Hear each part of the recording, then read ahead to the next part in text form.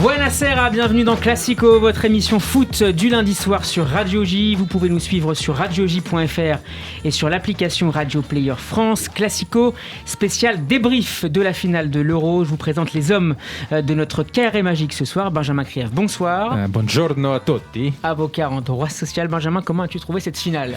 Quelques mots. Écoute, j'étais déçu. J'étais déçu parce que j'étais finalement pour l'Angleterre et j'étais triste de leur défaite.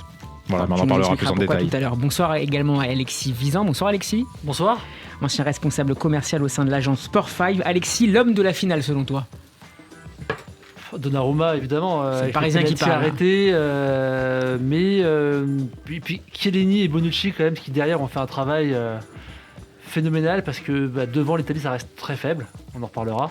Au milieu, en première mi-temps, ils ont eu beaucoup de mal, même si en deuxième mi-temps ils ont bien accéléré. Et donc derrière ça a tenu et on peut mettre le trio Chiellini, Bonucci et Donnarumma. Et puis on a le plaisir d'accueillir ce soir Chérif Guémour, qu'on lit avec grand plaisir toujours sur le site de SoFoot, dans le magazine SoFoot et sur le site d'Eurosport. Bonsoir Chérif. Bonsoir Steve, bonsoir à tous et à toutes. Et merci d'avoir accepté notre invitation. Quelle image retiendras-tu de cet Euro 2020-2021 ? La joie des Italiens. Il y a quelque chose qui nous est toujours familier, leur côté familial, leur côté beau gosse, bandissard, il y a toujours un truc, c'est du cinéma presque. Et on les adore, on les aime pour ça, on les aime quand ils perdent, et on les aime quand ils gagnent, ils sont sympathiques, c'est une équipe vraiment sympathique. C'est ça que je retiens. Plusieurs invités ce soir dans Classico, Guillaume Malard, Pancini d'Eurosport pour parler du triomphe de la squadra azzurra. On sera également rejoint tout à l'heure par Denis Troche, ancien entraîneur adjoint du Paris Saint-Germain et désormais coach mental. Chers auditeurs, vous pouvez nous écouter donc sur radioj.fr. L'émission est également à suivre en vidéo sur notre page YouTube. Classico, épisode 36.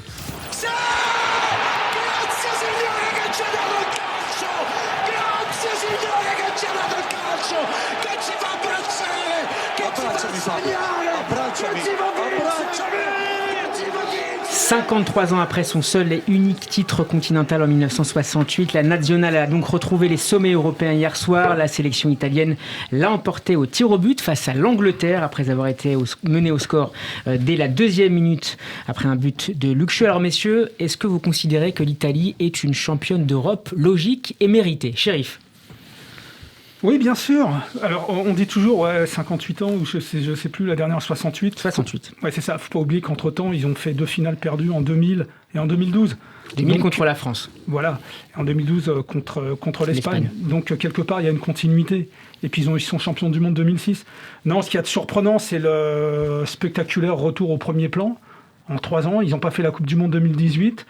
J'étais très, très pessimiste pour le foot italien, à la fois pour son équipe nationale, pour son championnat aussi, qui s'est dégradé en qualité, la vétusté des stades, la violence, les stades qui se vident, une formation... Est-ce que le plus surprenant, Chérif Guémour, c'est que Mancini ait réussi à faire ça en si peu de temps, puisqu'il il arrivait en poste après la déroute de 2018 ? C'est complètement étonnant parce qu'en fait, il a mis en place une identité de jeu. C'est ce qu'il y a de plus dur, déjà en club. Quand l'entraîneur a beaucoup de temps pour mettre ça en place, c'est déjà pas évident. Lui, il a fait ça avec une sélection, c'est-à-dire que les joueurs, il les a une fois par mois, et il a mis en place un système qui n'a pas bougé. Il a fait confiance aux 11 types, et il s'est tenu à une idée. Et puis surtout, ça ne correspond pas à la mentalité italienne. Moi, je me rappelle 2 matchs, il menait déjà 3-0, 4-0, il continue à attaquer. J'ai jamais connu une Italie comme ça. Et c'est surprenant et magnifique. Benjamin, Alexis ? Ouais, c'est ça. C'est l'équipe qui avait l'identité de jeu la plus affirmée, je pense, qui a gagné le tournoi. Avec l'Espagne. Ouais. Mais l'Angleterre aussi, d'ailleurs, à sa manière. Absolument. On en parlera tout à l'heure. Absolument. Voilà, mais en tout cas, l'équipe peut-être la plus agréable à voir jouer. Ça va vite vers l'avant, c'est rapide. Des joueurs très techniques, très agréables à voir au milieu de terrain, notamment la doublette Jorginho-Verratti qui a, à mon avis, surpassé cet Euro au milieu. Enfin, même si c'était peut-être moins vrai contre l'Espagne. Bon, voilà. Mais oui, clairement, Mancini, c'est sa victoire. Lui et son staff, ils ont réussi à instaurer quelque chose depuis 2018. Malgré un déficit athlétique, on l'a vu hier contre les Anglais, ça a été difficile pendant au moins 50-60 minutes. On avait l'impression qu'on avait des Anglais qui mesuraient de 2 mètres face à des petits Italiens qui avaient du mal. C'était le cas, mais c'est vrai, physiquement, mais mentalement, finalement, l'Italie, même si on croyait que c'était quand même compliqué après la première mi-temps de l'Angleterre, qui était très bonne, je trouve, qui était assez bonne, mentalement, l'Italie n'a jamais rien lâché, ils y ont toujours cru et ils ont réussi à renverser la vapeur, ce qui n'était pas évident à la fin de la première période. Alexis.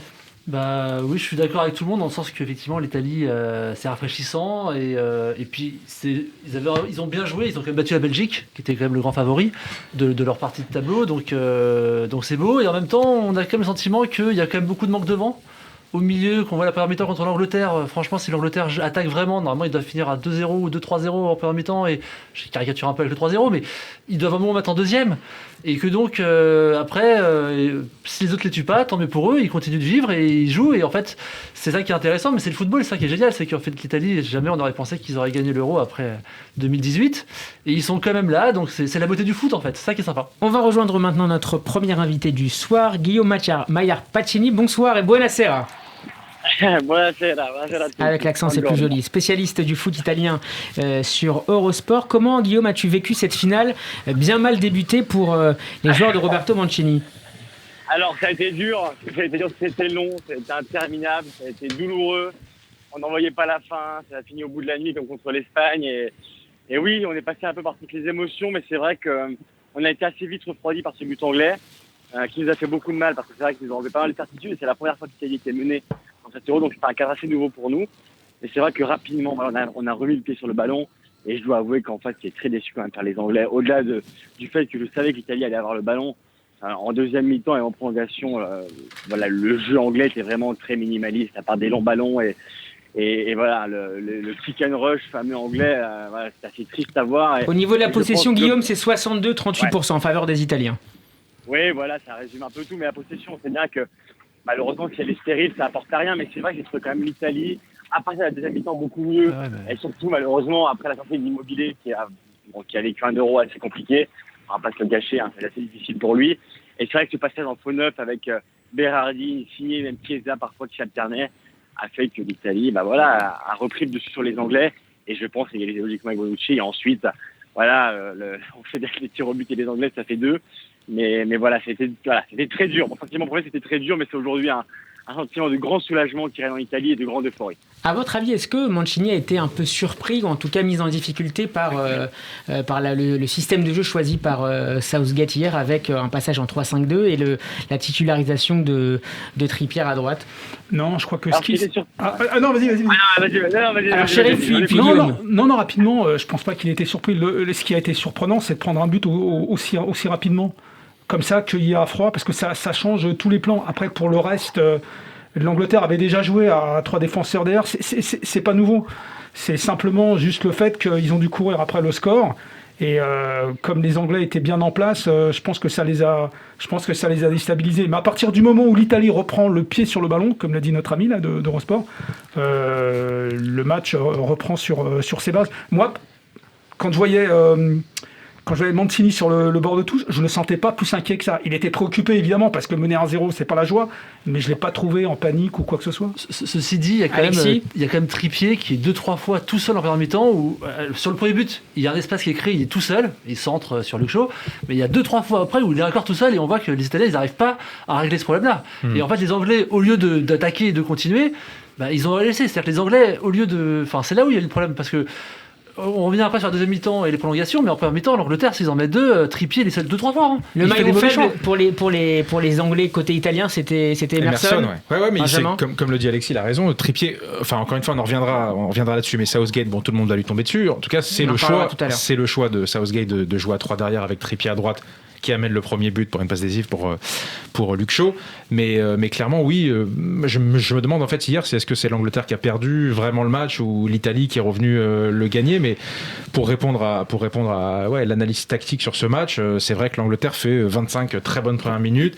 Derrière, qu'est-ce qui a fait que? Est-ce que c'est l'Italie qui est vraiment revenue avec un autre état d'esprit? Est-ce que c'est l'Angleterre qui a complètement lâché? Est-ce que c'est les deux d'ailleurs? Et puis, franchement, l'analyse tactique, on en parle, mais le but italien, c'est quand même un arrêt magnifique de Pickford qui revient poteau sur Bonucci. Si elle sort en corner, si l'arrêt sort en corner, il n'y a pas de but. Et en fait, ça joue à rien le foot parce que l'arrêt il est sublime de Pickford. Qui fait un bon match hier d'ailleurs. Il fait encore un bon match. Il fait un bon match. Mais il faut bien comprendre que cette équipe d'Angleterre, c'est tous les sélectionneurs qui passent, ils bricolent. Parce que déjà, à la base, quand on compare par exemple à l'équipe d'Angleterre des années 2000, Je rappelle que le milieu de terrain, c'était Scholes, Gerrard, Lampard et Beckham. C'est quoi le milieu de terrain aujourd'hui ? Déjà, quand on a cité ces 4 noms, voilà, on va être modeste avec l'équipe d'Angleterre 2018 aujourd'hui. C'est pas une super équipe. Mais côté attaque, c'est pas mal quand même. On a Harry Kane, on a. Oui, mais il faut les faire jouer ensemble. Faut les faire jouer ensemble. Il y a beaucoup de pensées magiques qui tournent autour de cette équipe d'Angleterre. Ouais, j'aurais fait jouer Rashford, j'aurais mis Grealish, etc. Non, Grealish, il est rentré, il n'a pas été toujours très bon. Et justement, tu parlais de notre ami là, Trippier sur le côté droit et tout. Il y a des manques, il n'y a pas de circuit préférentiel, il n'y en a pas beaucoup. L'équipe d'Angleterre, ils jouent sur Sterling et sur Kane. C'est ça leur stratégie devant. Ouais, mais... C'est une équipe très limitée. On reste sur l'Italie, on parlera de l'Angleterre un peu plus longuement tout à l'heure. Et Guillaume, on a eu l'impression au cours de ce tournoi, et surtout à partir de la demi-finale, que les Italiens étaient peut-être revenus aux fondamentaux après un premier tour enthousiasmant. Est-ce que c'est aussi l'analyse que tu as eue ? Est-ce qu'on a vu finalement 2 Italies pendant ce tournoi ? Exactement. Pour moi, des matchs fondateurs, c'est le match contre l'Autriche, où vraiment, c'est vrai que les 3 premiers matchs contre la Turquie, contre la Suisse, contre le Pays de Galles, on a vu une Italie ultra dominante, même si, on a vu que la Suisse, mine de rien, c'était pas une petite équipe parce qu'elle a éliminé la France et elle a failli éliminer l'Espagne. Donc voilà, on peut pas dire qu'en phase de poule, c'est une promenade, mais c'est vrai qu'on n'avait pas vu l'Italie dans ce cadre-là. C'est vrai que contre l'Autriche, on a été poussé en prolongation et on se demandait si l'Italie pouvait aussi, dans ce cadre de jeu-là, savoir souffrir, savoir résister, savoir serrer les dents quand il fallait, savoir retourner aux fondamentaux comme vous disiez, et ils l'ont fait. Et c'est vrai qu'à partir de là, pour moi, alors j'ai pas compris qu'on allait gagner l'Euro, mais j'ai compris qu'on pouvait aussi souffrir contre l'Espagne. On a beaucoup souffert pendant les 120 minutes, l'Espagne honnêtement méritait mieux. Mais on a su souffrir, on a su revenir aux fondamentaux, et c'est aussi ça gagner un Euro. Tu peux pas bien jouer pendant 7 matchs à 100% et dominer. Moi, j'ai pas vu une équipe qui a dominé tous les débats à tous les matchs. Il y a eu des moments plus difficiles. L'Italie a su résister. C'est vrai que quand il a fallu serrer les dents, notamment contre l'Espagne, l'Italie a su le faire. Et c'est vrai qu'il y a eu 2 Italies. L'Italie très joueuse, l'Italie plus attentive, qui a su serrer les dents. Et mine de rien, voilà, ça a fait qu'aujourd'hui, l'Italie est championne d'Europe. Si on zoome un peu sur les joueurs, est-ce que vous retenez côté italien pendant cette finale le trio défensif dont tu parlais tout à l'heure, Alexis, la BCD, Bonucci, Chiellini et Donnarumma. Est-ce que finalement c'est eux qui permettent à l'Italie de remporter la finale hier ? En tout cas, est-ce que ce sont les hommes clés ? C'était les hommes clés hier soir, Chérif ? Oui et non, parce qu'ils n'ont pas été mis pas énormément mis en difficulté, si en première mi-temps, mais ensuite à partir du moment où l'Italie prend possession du jeu, c'est bon, c'est le milieu et l'attaque qui font la différence. Il n'y avait plus de grands dangers devant la défense, mais il faut insister aussi sur le milieu de terrain. Alors malheureusement, Barella ne fait pas un super match hier, mais tout au long du tournoi, la vraie assise, elle était là. Alors évidemment, il y a une assise défensive, c'est les Italiens, mais tout était au milieu de terrain, c'est là que tout partait. Verratti sort un match XXL, rien à voir avec ce qu'il fait avec Paris. C'est ça qui fait la différence. Et Jorginho, bien sûr. Et voilà, et puis après, à l'attaque, on connaît Chiesa, c'est un poison permanent. Insigne, c'est pareil. On a été un peu dur avec Immobile. Si Mancini titularise Immobile à tous les matchs, c'est qu'il a ses raisons de le faire. Alors, il n'a pas été très efficace. Est-ce qu'il n'a pas de plan B ? Non, c'est un choix. Après, dans le contenu, dans ce qu'il apporte à tous les niveaux, que ce soit psychologiquement, dans les déplacements, dans son replacement, Mancini voit des choses que nous, on ne voit pas. Bien sûr. S'il a titularisé 7 matchs, il avait ses raisons. Je pense qu'on est un peu dur avec Immobile. Mais après, il est un peu décevant. Sur le plan défensif, est-ce qu'il y a... Bon, messieurs, d'abord, comment vous avez trouvé la prestation de ces 3-là et notamment des 2 axiaux ? Et puis, quelle est la suite ? Est-ce qu'il y a un plan B pour la Coupe du Monde, peut-être 2022, ou après, en tout cas, pour remplacer Chiellini et Bonucci ? Ouais, mais juste sur les deux, tu as raison de souligner qu'ils ont fait une grande finale, un grand tournoi. Sur le premier but anglais, ils n'arrivaient pas à gérer la position de Kane. On savait, il vient décrocher. Il vient jouer dans cette entre-ligne et tu ouvres l'espace. Ça a été très bien géré par l'Angleterre. Tu parlais tout à l'heure de circuit préférentiel, Chérif. Ouais. Je ne sais pas si c'est leur circuit préférentiel, mais on l'a souvent vu, ça. Kane vient décrocher pour essayer de créer un espace. Il n'y a que celui-là. Ils l'ont essayé pas mal de fois, quoi. Non, mais c'est très bien, mais il n'y a que ça. Ouais, non, mais c'est bien sûr. Non, mais c'est vrai que c'est pas très diversifié. En tout cas, pour revenir à la défense italienne, au début, ils ont eu du mal un peu à gérer cette profondeur du coup que donnait au jeu Kane. Mais après, effectivement, comme l'a dit Chérif, une fois qu'ils avaient le ballon, ils avaient plus une assise. Mais au-delà de leur aspect défensif, moi, je trouve que de par leur expérience, c'est vraiment les vrais défenseurs italiens un peu à l'ancienne, quoi, qui nous rappellent les grandes légendes. Avec un peu de vis aussi. Avec un peu de vis, on a vu l'image au tir au but avant les tirs au but avec l'Espagne. C'est Chiellini, pareil. Voilà, il y a quelque chose comme ça, un peu de défenseurs à l'ancienne qui font plaisir à voir. Mais en tout cas, il faudra clairement pour la Coupe du Monde suivante, il va falloir commencer à penser à la suite. Ouais. J'avoue que je la connais pas trop. Alors on va demander à Guillaume, peut-être Guillaume Maillard-Pacini, est-ce qu'il y a des remplaçants de Chiellini et de Bonucci qui sont déjà en place, qui attendent? Ouais. Bastoni, alors on va dire que c'est le petit jeune qui monte, mais il est déjà champion d'Italie, donc c'est compliqué aujourd'hui de lui dire que c'est une promesse, c'est-à-dire que c'est déjà un défenseur affirmé. Il est très fort, et évidemment qui va prendre la relève, mais honnêtement Chiellini, hier, en remportant quand même son premier titre international, est rentré dans le panthéon quand même des défenseurs italiens, même s'il a un style bien à lui, c'est sûr qu'il a ce vice qui peut parfois gagner, que je peux comprendre, mais hier, en remportant cet Euro-là, en jouant cette finale, où il a eu un 8 dans la Gazzetta, il a vraiment fait un match énorme, Chiellini. Et il ne faut pas oublier que ces deux joueurs-là, Bonucci et Chiellini, vous en parliez, mais avec la Juve, ils font pas une saison exceptionnelle, loin de là même, ils sont en grande difficulté. Bonucci, beaucoup de blessures. Critiqué à la Juve, Chiellini a été beaucoup blessé évidemment, mais Bonucci très très très critiqué, au point qu'au début de l'Euro, et moi le premier, mea culpa, c'est vrai que moi aussi j'aurais réclamé Bastoni titulaire, parce que la doublette Bonucci-Chiellini, honnêtement on avait pas mal d'incertitudes plutôt que de certitudes. Et rapidement on a vu que ces deux-là, ils ont joué, j'ai calculé, quasiment plus de 360 matchs ensemble. Donc voilà, c'est dire qu'ils se connaissent par cœur et que c'est vrai qu'hier, Kane nous a mis en difficulté les 25-30 minutes en décrochant autant. Mais ces deux-là se connaissent tellement et c'est vrai qu'il y a aussi un côté psychologique, vous l'avez dit avant l'échange de tir au but contre l'Espagne, il est incroyable, Chiellini, parce qu'en 20 secondes avec Jordi Alba, il arrive à faire tourner totalement le vent pour l'Italie. C'est des choses qu'on voit qu'après, mais c'est vrai que Chiellini, ce vieux loupard, mine de rien, hier, en remportant cette coupe-là. Le vieux loupard diplômé, quand même. Diplômé. Exactement. On l'oublie, c'est une tronche. Et champion d'Europe. Et champion d'Europe, c'est une tronche. Tu voulais ajouter quelque chose? Juste deux choses. C'était pour revenir sur l'Italie. Il ne faut pas oublier qu'ils ont perdu Spinazzola très très tôt. Et ça a changé pas mal les plans de l'équipe d'Italie. Quand on dit deux visages, entre autres à cause de ça. Parce que quand Spinazzola était là, évidemment, il apportait plus le danger. La deuxième chose aussi, c'est évidemment la paire Chiellini-Bonucci. Ça confirme la squadra historiquement, le club matrice, c'est la Juventus. C'était comme ça dans les années 30, 40, 50, jusqu'à aujourd'hui. La Juventus, c'est l'équipe matrice. Et eux, c'est les représentants. Bon, il y avait aussi Chiesa, Bernardeschi et tout. Mais eux, c'est la pierre angulaire. Vous pouvez regarder dans toutes les grandes équipes d'Italie, elle est toujours à la base. Même si ça a un peu évolué cette année, puisqu'on a des joueurs de Sassuolo qui sont là. Un peu moins, oui, non, nettement moins. Mais il y a ça. Et sinon, la base, c'est la Juve. Ouais, voilà, c'est ça, c'est le club matrice de la squadra. Et sinon, Guillaume, Chiellini, je l'ai trouvé possédé, dans le bon sens du terme. Il était porté par quelque chose. Ouais. Alors, du début à la fin, quand il était blessé, on le voyait dans la tribune, il était toujours en train de sourire. Il savait qu'il allait revenir. Je suis complètement bluffé. Ouais, totalement. Je suis totalement d'accord. Je vous coupe. Non, allez-y. Vas-y, Guillaume. Avec ce que je te dis, c'est vrai qu'il a été... en fait, Chiellini et Bonucci, c'est ce genre de joueur qui, quand ils portent l'Italie, vraiment, ils ont ce sentiment d'appartenance. Ouais. Ils sont là depuis tellement longtemps qu'ils sont quasiment possédés rien qu'en mettant le maillot.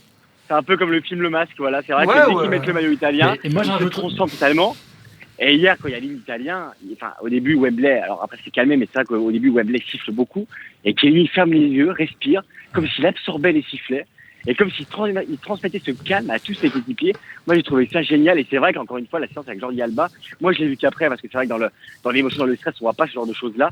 Mais c'est vrai que ce qu'il fait, Jordi Alba qui est terrorisé dans son visage, et Chiellini qui lui fait une espèce de clé de bras qu'il emmène avec lui.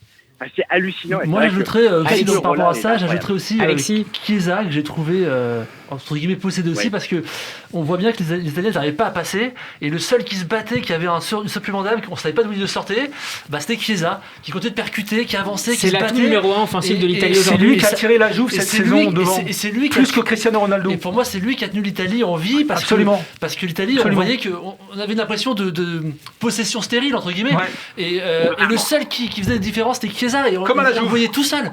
Et on se disait, c'est beau quand même, ce mec qui se bat tout seul. Est-ce que son statut va un peu évoluer? Parce qu'il n'est pas arrivé comme une star de l'Euro. Non, il était prêté par Florence, donc là je crois que le transfert est définitif et il a pris une dimension. Mais déjà avec la Juve, pour moi c'est lui qui a tiré l'équipe vers l'eau. La Juve fait pas une super saison. Lui là, il a répondu présent. Cristiano aussi, mais bon, Cristiano on le connaît. C'est vraiment la révélation. Mais il commence pas l'Euro comme titulaire.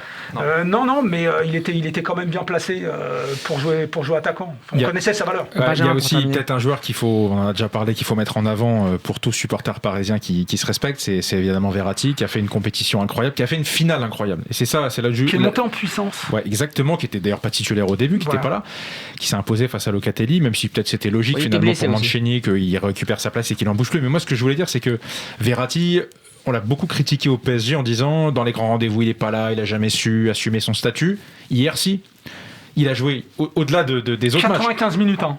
Aussi. Au taquet. Aussi. Et est-ce que le fait qu'il joue avec Jorginho, qui a un profil peut-être un peu à la Thiago Motta, est-ce que c'est pas finalement ce qu'il lui faut ? Est-ce qu'il faut pas qu'à côté de lui, il y ait quelqu'un qui fasse ce gros travail et que lui il soit dans une position plus libre, un peu plus décalé à gauche pour voir le jeu ? Est-ce que c'est pas ce qu'il lui faut ? J'en sais rien, on aura peut-être la réponse au PSG avec les arrivées multiples dont on parlera tout à l'heure, mais en tout cas Verratti, il faut le souligner, il a été critiqué et là en finale de l'Euro, il est présent dans un grand rendez-vous. Vous vous rendez compte ? Chérif, pour terminer. Ouais, les commentaires d'après. Mancini a fait un choix fort. Verratti est blessé, il est convalescent au mois de mai, il dit je compte sur lui et dès qu'il est sur pied, je rentre. Alors après coup, c'est facile de dire bah ouais, bien vu, ouais, mais Bien sûr. quand je disais qu'il s'est tenu à un système, un groupe et une équipe type, faut avoir. Surtout que Locatelli met un doublé lors du deuxième match, si j'ai bonne mémoire. Exactement. Il faut Locatelli. savoir que Verratti oui. et Mancini avaient fait un pacte. Ils avaient fait un pacte tous les deux. Quand Mancini allait le voir, il l'a même appelé quand Verratti s'est blessé. Il y a eu le communiqué du PSG qui parlait 6 semaines. Mancini l'a appelé dans la foulée en lui disant écoute, moi je t'attends, fais tout ce que tu peux, et même si t'es dans les temps, que t'es pas rétabli pour l'Euro, mais si t'es dans les temps, moi je te convoque dans tous les cas.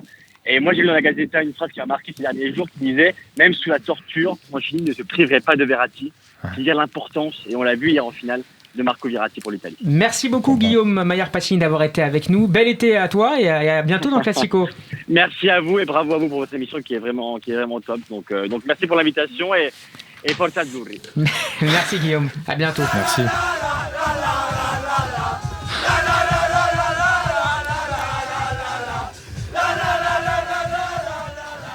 On va s'arrêter maintenant dans Classico sur la sélection anglaise. Les Three Lions peuvent être fiers d'être arrivés jusque-là, insistait hier soir leur sélectionneur Gareth Southgate. La bande de Harry Kane ne rejoindra pas néanmoins dans la légende l'équipe de 66 de Bobby Charlton et consorts, vainqueurs de la Coupe du Monde. Messieurs, est-ce que vous estimez qu'au-delà des joueurs, Gareth Southgate a un peu raté sa finale hier ? Chérif Guémour. Je crois pas. Je pense que, je le répète, il a bricolé. On pense qu'il y a des super joueurs, une super équipe, alors qu'en fait, pas tellement. Ils se contentent de ce qu'ils ont. Il y a des super joueurs quand même. Faut les faire jouer ensemble. Ah bah oui. Faut c'est les son faire. job. Hein. C'est quoi là Harry Kane, c'est quoi son expérience internationale ? Juste une finale de Ligue des Champions. Juste ça. Et les autres, c'est pareil. Il a pas. Est-ce que tu n'avais pas un peu le même profil côté italien ? L'immobilier, c'est pas non plus une très grande expérience internationale, pareil pour Insigne. L'équipe d'Italie est dans la performance permanente. De temps en temps, il y a des trous, mais je l'ai rappelé, ils ont quand même, ils sont finalistes plusieurs fois, ils sont champions du monde. C'est pas l'équipe de l'Angleterre, ça n'a rien à voir. C'est dans le football anglais, la sélection, c'est le secteur sinistré depuis au moins 40 ans. 40 ans. Ils ont fait de demi-finales par-ci par-là, mais ça s'arrête là. Donc l'équipe qu'il avait, c'est pas une super équipe. Il n'a pas le temps. Alors on prend, comment dirais-je, les joueurs anglais, ils sont dans pas mal de clubs où il y a des entraîneurs qui jouent avec des systèmes différents, qui jouent avec 3, 4, il y a des tas de systèmes. Il y a beaucoup de jeunes qui doivent encore faire leurs preuves. On ne sait pas si des Foden, des Mount ou des Grealish vont pouvoir continuer la performance. Pour l'instant, ils ont éclaté cette saison, mais on ne sait pas. On ne sait pas s'ils ont de l'avenir. Donc il a fait ce qu'il a pu. Il s'est tenu à une discipline tactique. Alors moi, j'ai entendu dire qu'il s'est beaucoup inspiré du Portugal 2016 et de l'équipe de France 2018. Voilà. Il s'est tenu à un système, il ne peut pas développer au-delà. De toute façon, l'Angleterre, c'est pas comme l'Espagne ou comme l'Italie, avec une culture tactique commune. C'est des joueurs qui sont un peu éclatés, il y a des jeunes, il y a des vieux, il y a des bons, il y a des moins bons. Et il a fait ce qu'il a pu, et à l'arrivée, s'il finit finaliste, c'est pas mal. Mais c'est évident qu'en jouant comme il l'a joué, il ne va pas aller loin en 2022. Mais c'est quand même pas mal. Avant de rejoindre Denis Troche, Benjamin, Alexis... Moi, je trouve qu'aujourd'hui, on ne peut pas tomber sur Gareth Southgate, qui fait quand même une belle compétition. Il a fini 4e de la Coupe du Monde 2018, 3e de la Ligue des Nations, il finit 2e à l'Euro, ce qui est encore une fois, à mon avis, un très bon résultat. Il y a une forme de progression. Il y a une forme de progression. Quand il récupère l'équipe, c'était pas gagné. Il a beaucoup travaillé, il a mis en place son système plusieurs fois. Il a testé notamment ce qu'il a fait hier avec 3 derrière. Il prend un but dans la compétition. C'est quand même des stats qui sont parlantes. Il a fait des choix très forts. Quant à Foden, qui est l'une des stars de Manchester City, qui joue pas, Rashford pareil. Alors bon, on l'a vu hier, mais en tout cas en première mi-temps, l'équipe d'Angleterre joue très bien. Le premier but, c'est complètement son choix. Trippier pour Luke Shaw, ça c'est lui. En revanche, oui, après, derrière, à partir de la deuxième mi-temps, les choix pour la prolongation, la rentrée d'Henderson et la sortie d'Henderson, il l'avait déjà fait, je crois, dans la compétition, de rentrer et sortir un joueur. Il rentre des joueurs pour les pénaltys. C'est ces joueurs-là qui ratent. Ça avait fait Van Gaal avec les Pays-Bas. Si c'est ces joueurs-là, si ces joueurs-là marquent leur pénalty, on dit que c'est un coup de génie. Voilà, il y a évidemment de la réussite aussi dans ces séances de pénalty. Malheureusement, il l'a pas eu. Alexis Vizan qui rigole à ce que je dis. Je suis pas d'accord avec mes deux amis. J'ai rien contre Southgate. Il fait ce qu'on fait basiquement dans le foot, c'est-à-dire que quand on construit une équipe, on la construit derrière. Donc il a construit une équipe solide. Il a très bien fait avec ça. Mais il faut pas oublier qu'il y a deux choses. Déjà, l'Euro était en Angleterre pour eux. Ils ont quasiment tout joué à domicile. Donc ça a un impact et ça a eu un truc en plus. On parle d'Harry Kane, expérience. La première ligue, c'est plus ce que c'était avant non plus. Aujourd'hui, tous les meilleurs joueurs jouent en première ligue. Donc tu as une expérience tous les mois. Là, les Anglais, ils sont finalistes et vainqueurs de la Ligue des Champions. Ils sont même en Europa League. Donc, il y a combien d'Anglais dans ces équipes-là ? Il y en a. Harry Kane, il a fait Tottenham la Ligue des Champions il y a quelques années. Il a été blessé. Il n'a jamais rien gagné, Harry Kane. Oui, mais quand même. Tu joues contre des joueurs d'expérience, tu joues contre des joueurs de top niveau mondial. Donc, mais Harry Kane est très bon, il n'y a pas de problème. Mais au-delà de ça, donc, et puis en plus par rapport au rôle d'entraîneur, il y a une nouvelle règle qui a quand même beaucoup changé, c'est que tu as 5 remplacements aujourd'hui, et que du coup le rôle de coach, c'est pas que mettre l'équipe au départ, c'est aussi de s'adapter aux circonstances. On va prendre l'exemple de Deschamps, quand on perd contre la Suisse, au bout d'une demi-heure, il se voit que son système ça marche pas, il change direct. Moi en deuxième mi-temps, je me demandais mais quand est-ce qu'il va faire rentrer Sancho, Rashford, il fait pas ces choix-là. Non, mais il joue très défensif, mais il adapte pas son jeu. Il te rentre Henderson, il te rentre. Quand tu vois que ton équipe elle perd le fil, ouais, mais Henderson c'est un défensif. Quand tu vois que ton équipe elle perd le fil, tu dois provoquer pour garder le ballon plus haut sur le terrain. Et tu fais comment ? Tu fais comment ? Tu fais rentrer avec des joueurs offensifs. D'abord, tu dois maintenir un équilibre. C'est ce qu'il a fait avec Henderson. Mais il a essayé. Il essaie de garder une équipe. Deuxièmement, il y a de la pensée magique qui disait faites rentrer Grealish et vous allez voir ça va. Non, Grealish à chaque fois qu'il a rentré, il est déçu. Alors tu veux faire rentrer qui qui va tenir le ballon ? Un joueur qui a fait un super quart de finale qui a pas joué après, Sancho. Moi, Sancho, je comprends pas qu'il n'ait pas fait jouer après. Messieurs, je vous interromps, on va rejoindre maintenant Denis Troche qui est avec nous. Bonsoir Denis. Bonsoir à vous tous. Merci d'être avec nous dans Classico. Vous êtes ancien joueur et entraîneur professionnel, notamment comme adjoint en Paris Saint-Germain, puis à Amiens en tant que numéro 1. Vous êtes désormais préparateur mental et on a eu le plaisir de vous accueillir au début de saison de Classico. On parle beaucoup depuis le début de la compétition des blocs équipes italiens et anglais. Est-ce que vous considérez que finalement ça a été ça la clé numéro 1 de leur réussite dans cet Euro ? Oui, certainement qu'on sait très bien qu'il faut avoir un bloc d'équipe compact et qu'il y ait à l'intérieur de tout ça un processus offensif et défensif qui puisse permettre à l'équipe de s'épanouir. On a vu 2 blocs défensifs, mais on sait aussi que les Italiens excellent dans ce domaine défensif. Donc c'était peut-être audacieux du côté anglais de vouloir les titiller sur ce registre-là. Une question de Benjamin. Oui, Denis, bonsoir. Moi, c'est là, je voulais parler au préparateur, et au coach et au préparateur mental. En fait, hier, on voit que les 3 joueurs qui sont rentrés en cours de match et notamment les 2 derniers qui sont rentrés à 1 minute de la fin ratent leur penalty. Est-ce que, qu'est-ce qu'il y a comme aspect mental à votre avis, dans ce loupé ? Est-ce que le fait de rentrer, c'est difficile de se mettre dans le match ? C'est une finale, il y a une intensité, tu rentres pour tirer le penalty. À votre avis, quel est l'aspect mental il y a un historique avec les Anglais. De se manquer, ouais. Alors, il y a beaucoup de choses. La première des choses, c'est que j'ai été surpris. Donc, quand je suis surpris, étonné d'une situation, ça veut dire que quelque chose m'interpelle et qui ne se passe pas comme je l'avais imaginé. Ça ne veut pas dire que c'est quelque chose de mal, c'est simplement quelque chose de détonnant. En règle générale, pour principe, on évite de changer des joueurs sur une situation défensive. Et en l'occurrence, ces 2 joueurs qui sont rentrés sur un corner. Sur corner. Sur corner. Donc ça, déjà, c'est la première des choses. La deuxième chose, c'est que si on fait rentrer 2 joueurs en fin de rencontre, et notamment après les prolongations, c'était pour une bonne raison.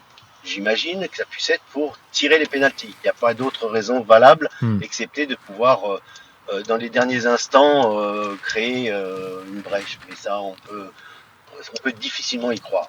Donc ça veut dire qu'au préalable, c'était des joueurs qui étaient initiés, habitués à tirer et à marquer des pénaltys. Autrement, il n'y a pas de raison valable. Ou alors, une autre possibilité, c'est Southgate ait voulu faire participer l'ensemble de son effectif, ce qui est une possibilité aussi.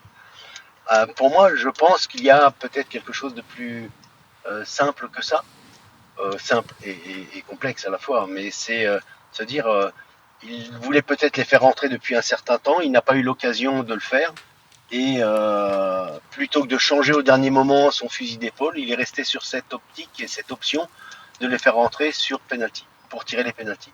Mais on sait aussi que quand on rentre dans un match et qu'on n'est pas complètement imbibé, qu'on ne s'est pas complètement approprié le rythme, l'engagement, l'ambiance, la mission, c'est difficile de pouvoir être cohérent. Rentrer dans un match et faire la différence d'un point de vue technique, vitesse, engagement, c'est possible. Mais là, c'est d'un point de vue mental. Les tirs au but, ce sont vraiment c'est quelque chose de mental. Donc, soit on est initié, auquel cas il n'y a pas de souci, ou alors il faut quelque part être dans une autre dynamique que celle des joueurs qui étaient fatigués sur le terrain. Et on sait que les Anglais j'ai vraiment du mal. Denis Troche ont beaucoup travaillé ces dernières années justement sur la préparation technique et mentale de cette épreuve après plusieurs éliminations. Alors ils avaient un peu brisé la malédiction en 2018 face à la Colombie, mais c'est vrai qu'hier soir, la séance, hein. commence bien la séance. Il mène, hein. Pickford arrête un premier péno. Moi j'ai une autre question, Denis, qui concerne, si vous voulez, la psychologie du nom en fait. C'est-à-dire que quand je fais rentrer des remplaçants qui ont un nom, qui ont une renommée européenne, est-ce que, quand on est professionnel de top niveau à ce niveau-là, est-ce que qu'on va rentrer vers Rashford plutôt que Saka qui est moins connu au niveau international, qui a fait moins de choses, est-ce que psychologiquement ça fait un peu reculer l'équipe? Est-ce que ça fait peur aux défenseurs de se dire je vais me taper Rashford, je sais qu'il va vite, je sais qu'il marque? En même temps, Saka était déjà rentré. Hein. Rashford il est rentré arrière droit. Hein. Non mais ça c'est le choix de Gareth Southgate, mais est-ce que dans les choix des changements, le nom du joueur, c'est-à-dire que le pédigré du joueur a un impact sur la gestion de l'équipe, tactique de l'équipe adverse? Je sais pas si la question était claire, mais... Bien entendu, oui, c'était très clair. C'est ce qu'on appelle, nous, la lutte d'influence mentale qui existe. Parfois, rien que la présence d'un joueur sur le terrain va donner la possibilité à l'équipe de s'enflammer et de trouver des ressources qu'elle n'aurait pas eues en temps normal, même si ce joueur-là n'est pas forcément impactant d'un point de vue physique et technique. Pour autant, sa présence va influencer le jeu. On a donc en l'occurrence là cet effet-là, c'est une possibilité, et là on ne peut pas répondre à cette question que si on était dans la tête de Southgate. C'est là où il n'a pas été bon pour moi. Et on va écouter. Alors, je ne sais pas s'il était. Oui, Denis, je vous en prie, terminez. Je ne sais pas s'il était bon ou pas bon. Je pense qu'à un moment donné, moi je sais qu'il y a ce que j'ai appelé moi des opportunités intuitives éphémères. C'est quelque chose qui arrive à un moment donné, et une opportunité qui arrive, qui est intuitive, c'est-à-dire qui n'est pas forcément consciente, mais qui va donner la possibilité à la personne de prendre la bonne décision au bon moment. Et cette intuition, une fraction de seconde avant de l'avoir, on ne la connaît pas. Et en l'occurrence, c'est quelque part quelque chose qui va renverser le cours des choses. En l'occurrence, ça n'a pas été fait sur cette rencontre. Je vous propose d'écouter maintenant justement Gareth Southgate après le match sur les pénaltys. What they have to know is that, none of them are on their own. We win and lose as a team, and the penalty takers are my call. We've worked on them in training. That's my decision. That's not down to the players. Le sélectionneur britannique explique que donc c'est lui qui a pris la décision, qui a fait le choix de l'identité des tireurs pour les tirs au but. Est-ce que, Denis Troche et Chérif, je vous pose également la question, est-ce que le passé que l'on connaît de Gareth Southgate par rapport au tir au but en sélection a pu jouer d'une manière ou d'une autre ou influencer sur la gestion peut-être mentale de l'événement par les joueurs britanniques? Denis Troche. Oui. Alors oui, effectivement, parce que on sait très bien que dans nos propos, les mots qu'on va utiliser, les phrases, les expressions qu'on va tenir dans un discours auprès des joueurs, ces mots, ces phrases, ces expressions vont vibrer de nos émotions et de notre ressenti. Donc on a beau faire des choix et prendre des décisions, ces décisions vont être entendues différemment par les joueurs ou par les personnes qui sont en face de nous. Si j'ai peur au fond de moi et que je dis « les gars ça va, on va y aller, on va gagner, on est dans la bonne dynamique », les personnes ressentent l'émotion de peur et non pas les mots et les propos et l'attitude et les comportements que je vais avoir. Donc ça c'est hyper fin, mais ça existe. Donc on ne peut pas aller à l'encontre de ça. Donc le fait de choisir les joueurs, c'est une possibilité. Mais aujourd'hui, alors c'est pas du tout, je ne veux surtout pas aller à l'encontre de Southgate, c'est un très grand entraîneur. Hein. Mais on sait aujourd'hui qu'il est bon de donner la possibilité aux joueurs de choisir dans un premier temps, puis de valider ou non ce choix des joueurs. Le fait de désigner quelqu'un, si cette personne-là n'est pas à même de le faire, elle va, même si on cautionne son échec ou sa réussite, pour le joueur, c'est pas toujours simple. Il faut qu'il soit en adéquation avec ce qu'il a envie de faire. Donc c'est pour ça que choisir pour lui, c'est pas toujours une bonne chose. Cher Guémon, vous vouliez réagir? Oui, il y a une. Je suis d'accord avec notre ami Denis Troche. Il y a une vraie psychose des tirs au but dans l'équipe d'Angleterre. Et on l'a vu d'abord contre le Danemark, quand les Anglais ont mis la surmultiplier en prolongation, parce que ça se voyait, ils voulaient vraiment faire la différence avant les tirs au but. Et rebelote contre l'Italie, les Anglais se ressaisissent, autant ils ont... Voilà. Dans les prolongations, il y a eu un regain d'attaque. Pourquoi ? Parce qu'ils sentent venir les tirs au but, c'est pas leur truc. Et d'ailleurs, a priori, là, ce que disait Southgate, c'est carrément lui qui a fait la liste.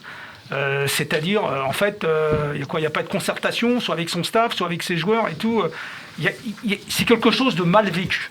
Il y a une psychose qui n'a pas disparu avec l'Angleterre. Ouais, non, quand on voit Rashford hier qui s'avance, qui essaye de faire un penalty à la Neymar et qui se foire, je me rappelle moi du penalty qu'il met au Parc des Princes pour éliminer le Paris Saint-Germain de la Ligue des Champions. À ce moment-là, il a quand même, j'imagine, beaucoup de pression aussi. C'était pas du tout le même joueur. Donc voilà, qu'est-ce qui a fait que psychologiquement hier il se prend pour Neymar en ratant en plus, effectivement, il doit avoir un aspect mental très fort malgré tout le travail qu'ils ont fait, puisque on a sait. été énorme. Moi, ce qui me fait de la peine par rapport à ça, c'est que Pickford, il fait une série qui est exceptionnelle. Ouais. Parce que sortir à l'arrêt de Jorginho, c'est exceptionnel quand même. On s'en rend pas compte. Et du coup, ça passe un peu à l'as, à la trappe, alors qu'en fait, c'est.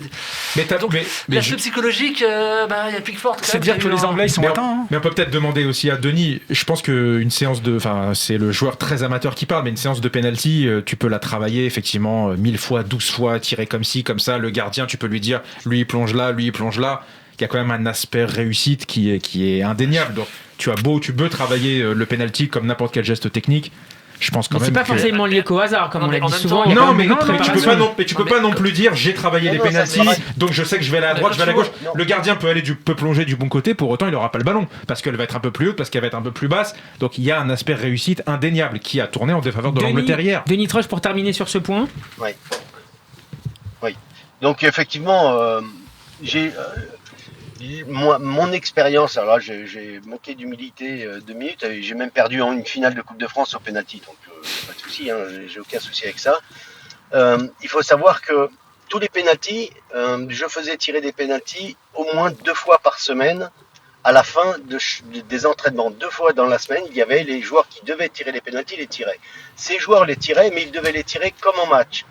C'est-à-dire que s'il ratait un penalty, il devait mettre son nom sur un tableau dans le vestiaire. S'il ratait 2 penaltys de suite, il mettait une croix à côté. Et au 3e penalty raté, il y avait son nom qui était rayé. Et c'était fini pour lui de l'année pour tirer un penalty. Sauf en janvier, où on pouvait demander, et à l'unanimité, s'il y avait l'unanimité pour que ce joueur retire les penaltys à l'entraînement et en match, il devait avoir l'aval de ses coéquipiers. Ça veut dire qu'ils étaient obligés de tirer dans les conditions réelles de match. Parce que très souvent, quand on travaille les séances de tir au but, et j'en ai vu plein pendant cet Euro, où on montrait des joueurs de toute nationalité tirer des pénaltys, mais ils ne tirent pas les pénaltys comme en match. Ils ne se mettent pas dans les conditions, et ça, c'est bien dramatique, je trouve. Juste qu'on voit la finale d'Europa League cette année, les pénaltys, je sais pas si vous en souvenez, mais c'est tous incroyablement bien tirés. Ouais. Il y a quand même j'ai jamais vu des pénaltys aussi bien tirés, donc il y a quand même une technique, une approche, une manière de s'entraîner à ça. Avec des joueurs qui s'adaptent parfois à la position du gardien. League, c'est un exemple extrême. Hein, mais on parle de l'Angleterre, s'il y a une psychose. Messieurs, on enchaîne. Denis Troche, vous restez avec nous rapidement sur votre 11 type de 7 euros. Qui veut s'y frotter en premier? Enfin, ça va être une composition collective. Une composition, parce que moi j'ai plein de joueurs, j'ai pas réussi à en sélectionner. Je suis un très mauvais sélectionneur. Hein. Donnarumma dans les buts, je pense que là on est d'accord. Mais j'ai mis quand même entre parenthèses Yann Sommer. Parce que le gardien suisse, je trouve qu'il a fait un très bon Euro, il a arrêté des pénaltys, il a été décisif. Donc un petit salut, ça lui fera plaisir. Bonjour à lui. Donnarumma, consensus? Oui, tout à fait. Alors, à droite, je mettrais Dumfries. Ouais. Dumfries qui a fait un super Néerlandais. tournoi. Ouais, exactement. Et Je alors sais moi pas j'ai si ça vu une vous va, équipe type, mais- mais il y a aussi le Danois Maël qui a été très très bon. Sheriff. Latéral gauche, Spinazzola, même s'il a été blessé. Ouais, moi aussi. Et Shaw a Et fait Shaw, une moi, je super mettrais Shaw. compétition. Parce que Et Shaw encore Shaw hier, a qui fait- marque en finale. Ouais. Parce que là, on va se faire une triple équipe si on commence. Ouais, c'est ça qui est Ouais, compliqué. non, a priori, Spinazzola, s'il n'est pas blessé. Non, je non, pense mais que c'est sûr. Les voilà. défenses Donc, centrales, dans l'axe, vous êtes je sûr. mettrais Maguire et Chiellini. Ouais, pas de paire italienne complète. Si. Bah, il faut les dis. Bonucci, Chiellini pour Sheriff. Ouais, on va à l'essentiel. Ouais, non, je suis là, Maguire qui marque son pas penalty non, hier. hein. Ouais. Donc, Très Il bien. a cassé la caméra, je crois. Hein Très bien. Il est tellement bien ca- tiré qu'il casse la caméra. ouais. mais tout à l'heure, tu parlais de, je sais plus le terme que tu as employé, de passion ou pour les Posséder. Italiens. Ouais. Posséder. Je trouve que Maguire, il avait cette Ouais. mentalité. Donc Puis, voilà. on pourrait mettre aussi pour le cœur Simon Kjær pour ce qu'il a fait dans l'Euro, Exactement. sur le terrain et un peu en dehors avec Bravo. tout ce qui s'est passé. Pour les Tout à milieux fait. de terrain, Jorginho, Verratti, Pedri. Pedri. Ouais. Joue en 4-3-3. Oui. Bah, moi, je mettrais quand même, d'ailleurs ça paraît dans ma liste, mais Pogba a fait un Euro exceptionnel. Enfin, il se fait sortir en 8ème parce que la France s'est sortie en 8ème. Mais, Comme Barella au début du mais tournoi. Pogba, il Ouais. fait des super matchs. Hein. Sur le banc, ouais. Sur le banc de notre équipe type, je À dirais. part la Hongrie, contre l'Allemagne, il est colossal. Face au Portugais, il est là. Et contre la Suisse, Ouais, mais il perd la balle voilà, décisive. voilà. mais Il est dans les, sinon, il est quand même dans les Pour joueurs votre qui sont attaque. encore sur le terrain quand on perd. et on termine avec ça. Bah, Chic, Oui, Patrick Schick, meilleur buteur. Meilleur buteur avec Ronaldo, Cristiano Ronaldo. Lukaku, Harry Kane, Ah ouais, il faut en Insigne, choisir, tiens, hein, ouais, sinon, bah, écoute, je sais pas, Ronaldo Chic. Voilà. Ronaldo, Ster- Chic. Sterling, Chiesa, Sterling. parce qu'ils ont porté Chiesa, leur... oui. Ouais, Chiesa, Sterling parce qu'ils ont porté leur équipe. Lukaku, pas mal, a porté son équipe aussi Ah, quand je suis même. déçu, Quatre Lukaku. buts. On va revenir sur les flops. Ah ouais. Alors les top flops. Alors les tops. Sheriff. Combien de top par personne? Alors je vais Allez, être un origi- chacun. je vais être original. Alors les tops, c'est le retour du jeu de possession. Rappelez-vous, à la Coupe du Monde 2018, on avait dit le football d'avenir, maintenant c'est le football de contre, le football de transition. Le football de possession s'est dépassé. Ah, on l'a bien vu, regardez avec l'Espagne, l'Allemagne. Et cette année, c'est le jeu de possession qui est revenu au premier plan avec le Danemark, Ouais. l'Espagne L'Espagne. et l'Italie. Ouais. Voilà, je voulais être original. Donc ça c'est pour ton top, pour ton Ouais. flop. Flop, les grosses nations évidemment, Allemagne, France, Portugal. Et au niveau des joueurs, parce que les grandes compétitions, elles doivent révéler les joueurs qu'on attend. Lukaku, que j'attendais, il a été excellent. Il a été excellent avec l'Inter, mais on demande plus dans une compétition, on demande plus. De la même façon que Chiesa a sublimé son équipe, Lukaku, je trouve qu'il n'a pas tellement sublimé son équipe. Il fait un bon Euro. Je vais pas l'enfoncer. Et Depay, toujours. Depay, Ouais. qu'on attend, c'est lui la star des Pays-Bas, c'est lui qui doit emmener l'équipe. Et une fois de plus, il a été décevant. Bon Euro, mais décevant. Messieurs, rapidement, top flop. Ouais, flop, Benjamin, Pays-Bas, et- Turquie, on n'a pas parlé aussi. 0 point, grosse déception. Et, Immense déception. ouais. Ouais, et top, allez, je resterai sur la Suisse parce qu'ils nous sortent et derrière ils font un gros match contre. Contre eux. Contre Bah, j'ai oublié. l'Espagne. Contre l'Espagne, pardon. L'Espagne. Mais ils font aussi un beau match, ils perdent au penalty. Non, bah, moi, Alexis. le flop, c'est la France, parce que quand je vois quand même la suite de la compétition, j'arrête pas de me dire, mais on avait la place, quoi. mais ça. Il y avait tellement la place. Franchement, à tous les niveaux, à part sur les côtés en latéraux, mais donc pour moi, c'est quand même le gros France, flop. Allemagne, top. Portugal. Et France peut-être plus encore que l'Allemagne et le Ah, Portugal. France, non quand même, ouais. L'Allemagne France. aussi, ouais. Quelle Et déception. le top, moi je mettrais Donnarumma que, comme tout le monde, on connaît sans le connaître et que là on a vu vraiment, il était bluffant. Eh ben c'est une parfaite transition pour la suite. Sí, la verdad que es un día muy especial. Estoy muy feliz de haber firmado por el Paris Saint-Germain. Es un cambio muy grande en mi vida, es un reto nuevo. On enchaîne avec le mercato et d'abord celui XXL du Paris Saint-Germain. Vous venez d'écouter Sergio Ramos. La dernière semaine parisienne était celle du défenseur espagnol qui a signé pour 2 ans et a mené aujourd'hui son premier entraînement au Camp des Loges. Cette semaine devrait être celle du champion d'Europe italien Gianluigi Donnarumma. Si on ajoute le piston Hakimi en provenance de l'Inter, est-ce que vous estimez que Paris a pour l'instant mis en place le meilleur recrutement d'Europe? Chérif Guémour. Comme je pense qu'ils veulent être champions de France dès le mois d'octobre, ils ont fait ce qu'il fallait. Mais Pour être des champions et après, c'est comment on va gérer les égos sur le banc. J'imagine difficilement Ramos sur le banc de touche. J'imagine difficilement Navas sur le banc de touche. Je ne sais pas comment ils vont arriver à gérer tout ça. Benjamin Alexis puis Denis Troche. Meilleur recrutement d'Europe, c'était ta question. Je pense que la réponse est clairement oui. Après, effectivement, comme l'a dit Chérif, comment tu vas gérer tous ces joueurs-là? Ramos, qu'est-ce que c'est la venue de Ramos? C'est quoi? C'est du marketing? C'est comme Beckham? C'est comme Buffon? En partie, oui. Est-ce que tu vas vraiment passer une défense à 3? Est-ce que Ramos a 50 matchs dans les jambes? Je ne crois pas. Il en a fait que 20 l'année dernière. Il n'a même pas été sélectionné pour l'Euro. Donnarumma, il est champion d'Europe, meilleur joueur du tournoi. Comment tu vas le faire arriver sur le banc? Parce que clairement il arrive sur le banc. Navas est toujours le numéro 1. Navas a fait une saison exceptionnelle. Navas qualifie le Paris Saint-Germain. Comment tu vas gérer ça? Ça ne marchera pas. Alexis. Non, mais on en parlait en antenne avec Benjamin, mais pour moi, Donnarumma vient pour être numéro 1. C'est clairement. Il a montré. Oui, bien sûr. Il a montré, et c'est une opportunité de marché qui se refuse pas, même si Navas il est très bon. Mais moi, je continue de dire que Navas, quand même, a coûté la qualification contre City. Même s'il a été très fort avant, je continue à m'opposer à ça. On a tendance à surestimer un peu ce qu'il a fait, parce que c'est vrai qu'avant c'était tellement très en dessous du haut niveau. Je regarde le modérateur pour qu'il te fasse taire. C'est pas possible. Non, mais attends, tu peux pas dire ça, Alex. Non. Avant Navas, c'est très en dessous du haut niveau. Avec Navas, on a découvert un gardien de haut niveau. Très haut niveau. Là, on peut pas suivre. Donnarumma, c'est l'investissement top. Ça ne se pose même pas. Voilà, Paris, a priori, ils se sont assurés un gardien de but pour 10-15 ans. Ça, c'est fantastique. Maintenant, Navas, c'est un des tauliers du vestiaire. C'est tout cet aspect psychologique. Et attention, et attention, un élément qu'on oublie, Navas, il est très proche de la communauté sud-américaine du Paris Saint-Germain. Neymar, Marquinhos, Di Maria, donc s'attaquer. C'est lui qui fait le lien. Il est dans le Conseil des sages. S'attaquer à Navas, ça va pas être sans conséquence, à mon avis, pour Pochettino. C'est lui qui fait le lien entre les petits clans. Donc moi, ça me rappelle. Comment on va gérer tout ça ? Juste un instant. Denis Troche, vous êtes toujours avec nous ? Bien entendu. Merci à vous. Comment, à votre avis, Paris va gérer la présence de 2 numéros 1 la saison prochaine dans son effectif ? Comment ça gère la présence de 2 très bons gardiens ?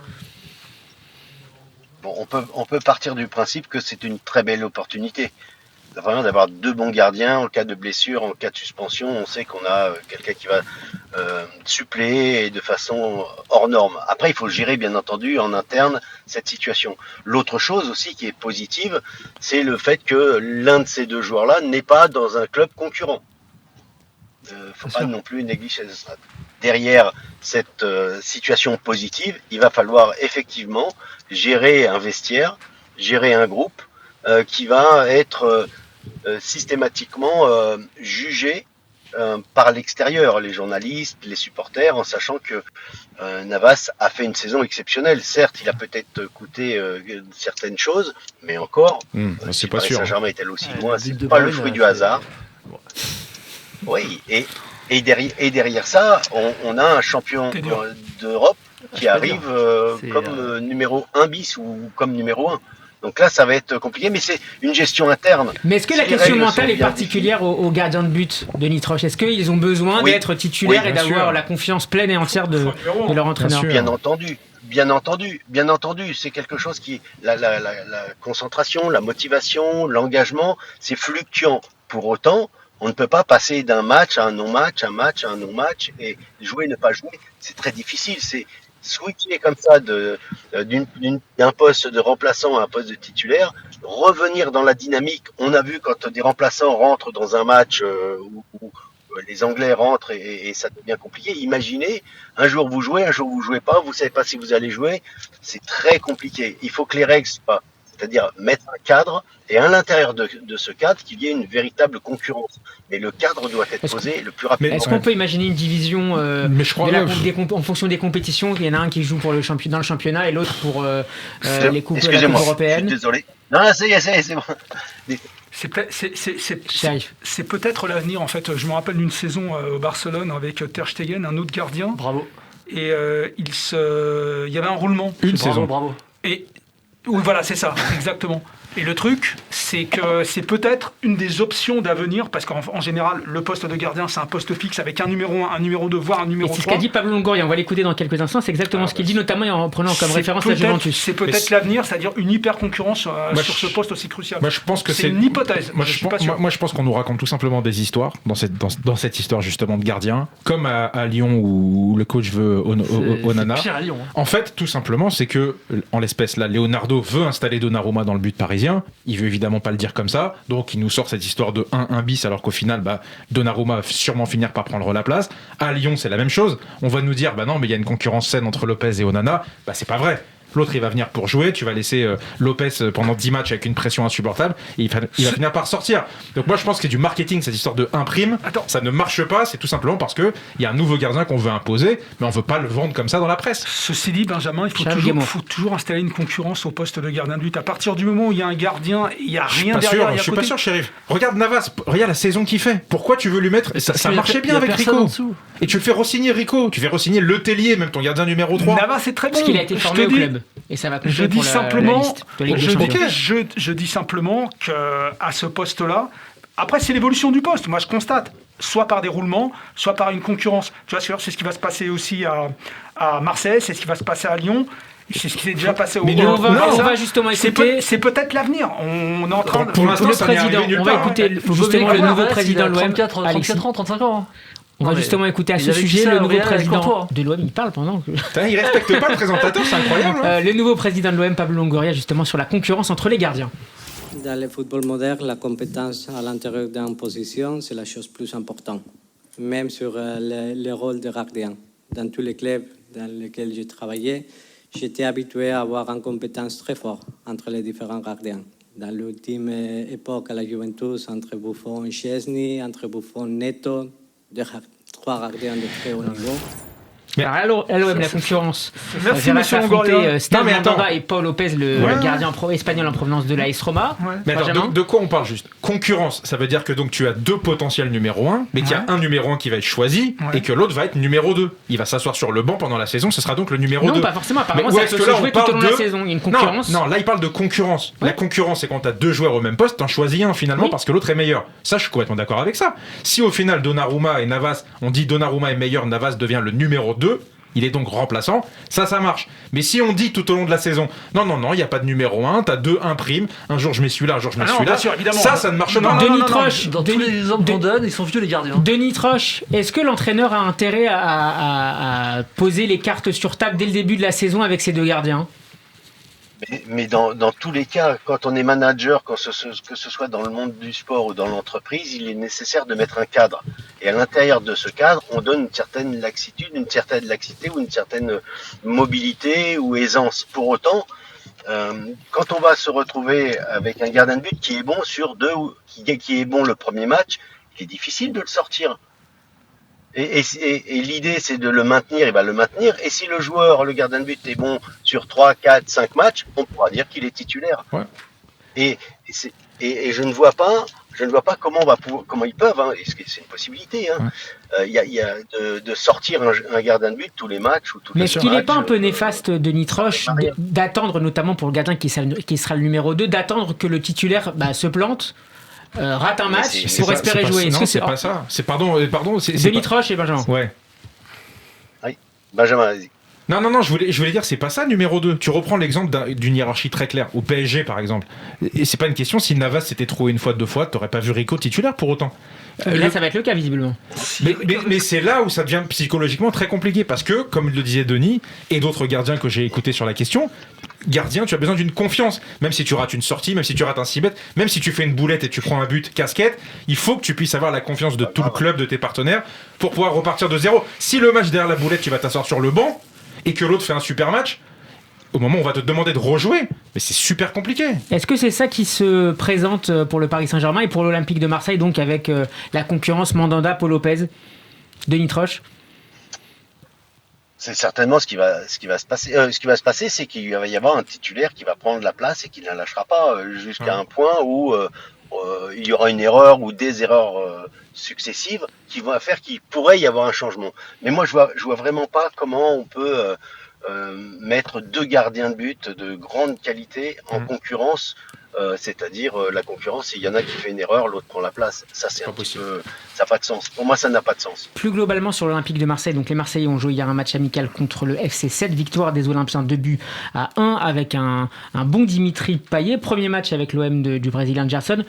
Chérif Guémour, comment tu analyses le début de recrutement de l'Olympique de Marseille? On annonce la prochaine signature du défenseur Saliba, Guendouzi est là, Gerson donc, Under, le Turc. Ça sort pas mal quand on regarde tous les individualités. Après, il va falloir que ça se monte dans le collectif parce que bon, il y a eu quand même des départs là cet été, des départs. Thauvin, on le remplace pas comme ça du jour au lendemain. Thauvin, Germain, Sakai. Voilà. Les individualités à chaque poste, c'est presque inespéré. En plus, soit c'est des joueurs libres, soit ils sont prêtés. Pour l'instant, c'est un sans faute. Donc, pour l'instant, c'est cohérent et c'est prometteur. Là, sur les individualités, maintenant, il va falloir que ça joue ensemble. Est-ce que ça fait de l'OM un challenger pour le podium? Déjà, il y a un super Paris, il y a un gros Lyon qui se prépare. Il y a Lyon, Monaco, Lille, on va voir ce que ça va donner. Avec Monaco sur Lille. Non, Lille, à mon avis, ça va un peu se déprécier. Pour l'instant, ils n'ont pas perdu beaucoup de joueurs. Hein. Ils ont perdu Maignan, officiel. Est-ce qu'ils vont garder la dynamique? Ça, c'est la question, parce que c'est Galtier. Il faut que Gourvenec s'adapte. Voilà. Galtier, c'est Galtier. Mais d'abord, Paris, Monaco Lyon. Et Lyon. Ouais. Le podium, il est déjà là. A priori, c'est beaucoup plus Merci fort. beaucoup, Denis Troche, d'avoir été avec nous ce soir dans Classico. Et à très bientôt à vous. Je ne sais pas si vous m'entendez encore, mais c'était un plaisir de vous recevoir. Messieurs, on va terminer avec le quiz. Merci, Denis. Merci. À très bientôt. On termine, messieurs, avec le quiz. C'est le dernier quiz de la saison puisque c'est la dernière de Classico. L'Italie, je le disais, avec un petit... Voilà, merci à Louis et à la technique. J'en profite pour remercier Louis, Thibaut et Axel au niveau de la réalisation et de la technique. Messieurs, l'Italie, je vous le disais, a été pour la dernière fois sacrée en 2006. C'était la Coupe du Monde contre la France. Alors je vais vous demander, s'il vous plaît, messieurs, de me donner les 14 joueurs italiens qui ont été sacrés en 2006. Pourquoi 14 ? Parce qu'il y a 11 plus 3. Ah, ceux qui ont joué le match. Qui ont joué le match. Ah, quand je jouais le match. Finale. Ils ont joué la finale, oui. Bah, Buffon, Grosso, Pirlo. Chacun son tour. Chacun Calme-toi. son tour. Et éliminatoire, là. Les réponses fausses sont éliminatoires. Alors, voilà, Alexis. Ah oui, Alexis. Bah, Buffon. Allez, Buffon. Ouais. Grosso. Ah, il le savait pas. Shérif. Cannavaro, forcément. Cannavaro, c'est bon. Alexis. Camoranesi. Ah, ouf, bien joué. Pas mal. Je passe. 5 secondes, il n'y a pas de passe. t'es éliminé. Je passe. Shérif. Totti. Totti, bien sûr. Ah mince, ouais, j'en ai un. Je peux? Allez, vas-y. De Rossi. De Rossi, oui. Alors. Tu l'avais pas celui-là, il a plus personne. Il était remplaçant. Bah, évidemment, il y en a un qui est très connu. À la 62e. Gattuso aussi, non? Ah, je sais. Attends. Gattuso, oui. Benjamin. Alessandro Del Piero. Il est rentré à la 86e. Évidemment. Pourquoi tu regardes ta feuille? Bon, j'ai gagné. Il y en a un gagné. qui est très connu. Enfin, qui a marqué la finale. Ah oui, je sais, j'allais dire. Ah oui. Materazzi. Messieurs, Alexis. Un grand milieu de terrain. Bah, Pirlo, j'ai dit tout à l'heure Pirlo, non? Pirlo, je l'avais dit alors.